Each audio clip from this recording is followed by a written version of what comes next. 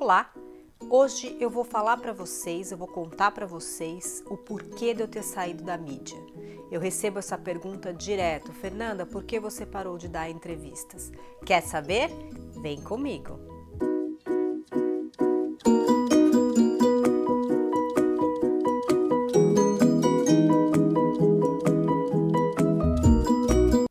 Seja muito bem-vindo em mais um vídeo aqui no meu canal. Bem, eu saí da mídia por um motivo muito simples. Eu não diria nem simples, eu acho que é bem complexo, mas eu diria que foi um motivo triste. Infelizmente, alguns programas eles vão muito para a linha do sensacionalismo. Eles deixam de abordar o assunto de uma forma séria e se preocupam com questões que não trazem nenhum benefício para quem está assistindo.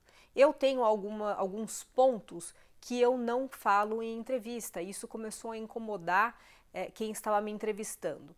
Eu combinava sempre antes com a produção de que eu não falaria sobre 3 coisas. Não falaria de peso, não falaria de métodos e não falaria sobre meu pai. Mas o que isso tem a ver? E eu vou explicar para você o porquê que eu não falava sobre isso. Peso. Primeira pergunta que as pessoas faziam para mim numa entrevista: quanto você pesa hoje e quanto você chegou a pesar? Isso não tem relevância nenhuma. Eu não teria problema nenhum em responder essa questão. Não tenho vergonha de quanto pesei, de quanto peso. Não é essa a questão. A questão é que quem está assistindo não está vendo o contexto, não está vendo a minha altura, a minha estrutura, o meu metabolismo. Existem várias coisas que englobam a questão do peso. E o peso só em si não é só o que determina um transtorno alimentar. Existem vários fatores, inclusive quem possui bulimia muitas vezes nem abaixo do peso está. Então você falar de peso só pode trazer a mensagem para quem está do outro lado ou para o familiar: ah, essa pessoa não está tão magra assim, então não tem doença. Ah, essa pessoa Isso acaba colocando uma referência, entende? E isso não é saudável. Antes de começar a dar entrevistas, eu conversei com a equipe, pedi orientação: olha, o que é adequado falar, o que não é, porque eu tinha muito medo, mas muito medo mesmo, de falar qualquer coisa que eu pudesse causar mal a alguém, porque o intuito sempre foi ajudar. Né? Eu escrevi o meu livro contando a minha história exatamente para que a minha história pudesse ajudar outras vidas. Então eu tinha muito medo de falar alguma coisa que eu pudesse prejudicar a vida de alguém, porque eu sabia, convivendo com meninas que tinham um transtorno, que muitas desenvolveram o transtorno alimentar depois de ouvir uma entrevista, de ver uma palestra, porque essas pessoas que estavam falando falaram de métodos, peso e ninguém foca nas consequências. Esse que é o problema, ninguém escuta o pós-vírgula. As pessoas focam só naquilo que lhes convém. Então, para quem tem uma tendência, isso é um gatilho. Então, eu não falo. Mas quantas vezes eu não combinei isso com a produção, falava antes com a pessoa que ia me entrevistar e era a primeira pergunta que a pessoa fazia. Eu falava: não é possível.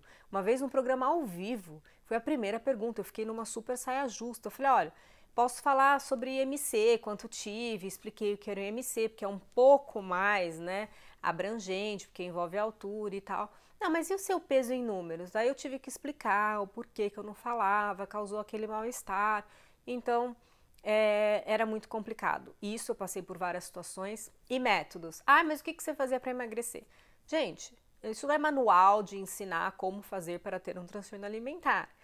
Então eu acho que isso acaba sendo um desserviço para quem está assistindo, acaba gerando aquela coisa do gatilho, E, não tinha pensado nisso, vou fazer isso. Isso não é isso que vai ajudar uma pessoa. A gente tem que falar de comportamento, a gente tem que falar dos pensamentos. Isso realmente é o que pode ajudar alguém a dar aquele estalo de buscar ajuda, falar dos riscos, focar nisso, E não em métodos e tal. Então isso também era muito complicado.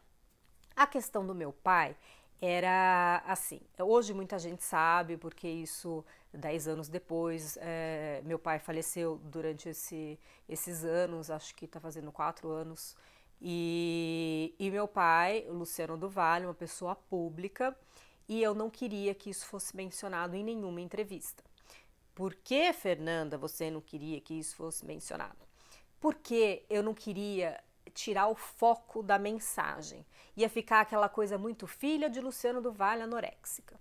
E não era esse o objetivo, eu não queria me promover, eu não queria expor meu pai, não queria expor minha família, eu queria realmente ajudar, meu trabalho é esse, todo mundo sabe da minha seriedade com relação a isso. Eu não queria nada que desviasse a atenção do assunto. E meu pai até que ele não entendia isso. Ele falava, você tem vergonha de falar que eu sou seu pai? Não, não é nada disso, eu só não quero expor, eu só não quero que vá para outro lado. E foi difícil dele entender, nem sei se ele entendeu isso de fato, mas eu queria muito preservar a história, né? Não vincular isso a nada. Então eram as coisas que eu pedia para não serem mencionadas, mas elas muitas vezes não foram respeitadas. Isso foi me cansando, sabe, de ver que você faz todo um trabalho, você leva a sério e as pessoas elas não estão em outra pegada. Então isso foi realmente me decepcionando muito. Quando eu tive a ideia de fazer o canal, aqui no canal eu controlo o que eu falo, e então eu acho que eu posso ajudar muito mais as pessoas do que dando entrevistas, e eu acabei que generalizando. Ah, mas não tem ninguém sério na mídia? Tem gente séria, dei entrevistas legais, de conteúdo legal, mas é muito difícil. Eu me lembro que uma das entrevistas mais legais que eu dei foi uma entrevista muito inteligente, com perguntas inteligentes. E aí eu me lembro que depois que acabou a entrevista, eu fui tomar um café com a apresentadora e ela me vira assim do nada e fala: "Ah, mas vamos combinar? É melhor ser anoréxica do que ser gorda." Gente, tinha acabado de falar que eu quase morri. Tinha acabado, sabe? Eu falei, não adianta, a gente quer trazer uma coisa boa para as pessoas, mas as pessoas não mudam a mentalidade. Então eu fui cansando. E aí uma das coisas assim também que me marcaram muito foi um programa que eu ia entrar ao vivo, num programa matinal, super bem conceituado e muito com uma audiência incrível. E aí o psiquiatra que estava junto, porque normalmente eu não ia sozinha, sempre chamava um especialista para falar no assunto. Eu, como tinha lançado o livro, toda vez que tinha alguma coisa de transtorno alimentar eu era convidada, e às vezes tinha uma nutricionista, enfim, né? Sempre eles colocavam vários lados da história. E aí esse psiquiatra de um hospital super renomado em São Paulo, ele chegou para mim e falou assim: olha, se começarem a me fazer muita pergunta de transtorno alimentar, eu vou passar para você.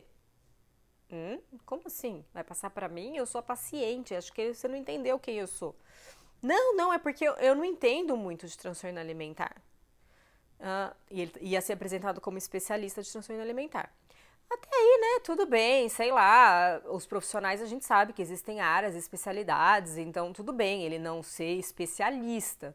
Ele virou pra mim e falou assim: a bulimia qual que é mesmo? Oi?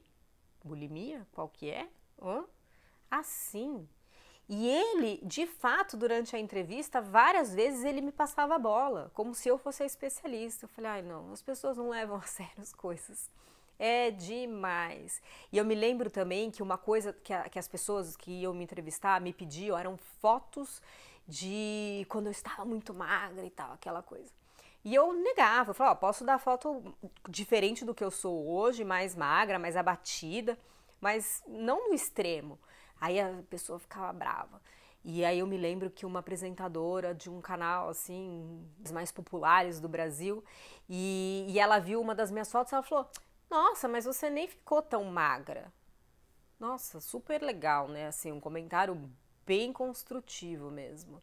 E aí eu tentei explicar, falei, olha, eu não mostro isso porque as pessoas aí acham que para estar doente, para estar, né, anoréxica, precisam estar num extremo, e muitas vezes não, e quanto antes você pegar, melhor. Quantas e quantas meninas que têm bulimia, elas nem magras, nem ficam abaixo do peso, né? Porque os métodos, no final das contas, eles não emagrecem. Então, as pessoas não entendem, elas querem chocar. E a minha ideia era exatamente o contrário, de passar, olha, fique atento, sabe? Se tá uma coisa muito obsessiva, se tá falando muito, né, no corpo, e vamos focar no comportamento. Tem gente que nem tá assim num extremo. Não adiantava. E essa repórter, ela brigava comigo no telefone. Ela falava assim, mas eu quero o peso seu. Eu não vou te falar, eu não tenho problema nenhum de te falar meu peso. Eu não tenho nenhuma vergonha em te falar meu peso. Eu tenho muito orgulho do meu corpo. Mas eu falei, isso não vai ajudar quem tá lá do outro lado. E ela foi brigando comigo. Eu falei, olha, não quer colocar a entrevista no ar, porque era uma entrevista não ao vivo. Eu falei, não coloca. E as pessoas acham que elas estão te fazendo um favor, né? Porque você tá num canal importante. E eu nunca quis isso. Eu não quero que isso me traga fama, nada disso. Eu não quero, não é esse o objetivo. O objetivo é passar a mensagem, o objetivo é falar, olha, é difícil, mas é possível, né? Isso tudo foi me cansando. Então eu preferi sair, continuei fazendo o meu trabalho, ajudando as pessoas, muitos médicos, nutricionistas, pessoal que lida com transtorno alimentar, sabe da minha história, sabe do meu livro. Muitas vezes me liga e fala, olha, eu tô com uma paciente que quer ver alguém bem, recuperado, porque foi uma coisa que fez muita falta para mim quando eu estava no tratamento. Eu pedia para a equipe, eu quero conversar com alguém que esteja bem, quero olhar e falar, nossa, essa pessoa tá bem. Então essas pessoas, os pacientes quando pedem, às vezes os profissionais me indicam, eu converso, se precisar faço um FaceTime, um Skype, eu ajudo no meu micromundo. Eu parei de querer ser a voz do macromundo porque isso começou a me fazer mal e não estava alinhada com a proposta da mídia de forma geral. Como eu disse, tinham pessoas sérias, dei entrevistas legais. Não, teve uma que me falou, tirando essa que melhor é ser anoréxico do que ser gordo, outra também me falou, acabou assim, foi uma entrevista muito legal e a pessoa virou pra mim e falou assim, ai, me empresta um pouco da sua anorexia que eu preciso emagrecer. Hã? A pessoa não entendeu nada do que eu acabei de falar, nem uma palavra. Como assim me empresta sua anorexia? Anorexia não é modo de vida, não é filosofia, não é... não é dieta, é uma doença. Então isso foi me cansando, sabe? Eu fui ficando muito chateada, muito frustrada de ir lá, gastar meu tempo, falar e ouvir esse tipo de comentário. E aí eu falei, não, pra não ter mais problema, eu sei que tem gente séria, eu dei entrevistas legais com pessoas que não fizeram comentários, pessoas sérias, dei umas entrevistas muito bacanas, mas a parte ruim era muito maior do que a parte boa. Então eu preferi, para não ter problema, não dou entrevistas. E recentemente fui ao Brasil para lançar um outro livro, não falando de transtorno alimentar, mas da minha experiência aqui nos Estados Unidos. E algumas pessoas me pediram para dar entrevista ainda sobre isso e eu não dou. Para não ter problema, para não ter esse tipo sabe? E outra coisa, as pessoas também, quando era editado, pega muita frase, texto fora de contexto. E isso também não é uma coisa que pega só o que quer, né? E edita do jeito que quer. E acaba sendo uma entrevista tão fútil, sem ajuda nenhuma. Esses dias mesmo eu vi um canal que estava na internet com uma entrevista minha. Eu nem dei entrevista para esse programa. Pegaram de uma outra matéria, colocaram lá como se eu estivesse dando entrevista. Para esse programa não colocaram nem meu nome. Eu falei, já, então falta respeito, eu cansei. Foi só por esse motivo, então, como eu disse, simples, mas complexo, triste, que eu parei de dar entrevistas na mídia, tá bom? Mas eu estou aqui agora no canal para conversar com você. Deixe as suas perguntas, ao longo desse ano eu vou responder todas as perguntas. Tá chegando o vídeo que eu vou falar se eu tive recaída, não tive recaída, como é que foi, se eu tive internação, não tive internação, que é o que também, além dessa questão da mídia, as pessoas me perguntam muito, querem saber. E tá chegando esse vídeo, tá? Fiquem ligados, se inscrevam para receber as notificações, compartilhem para ajudar outras vidas. E vamos juntos! Juntos somos mais fortes. Beijo grande e até o próximo vídeo.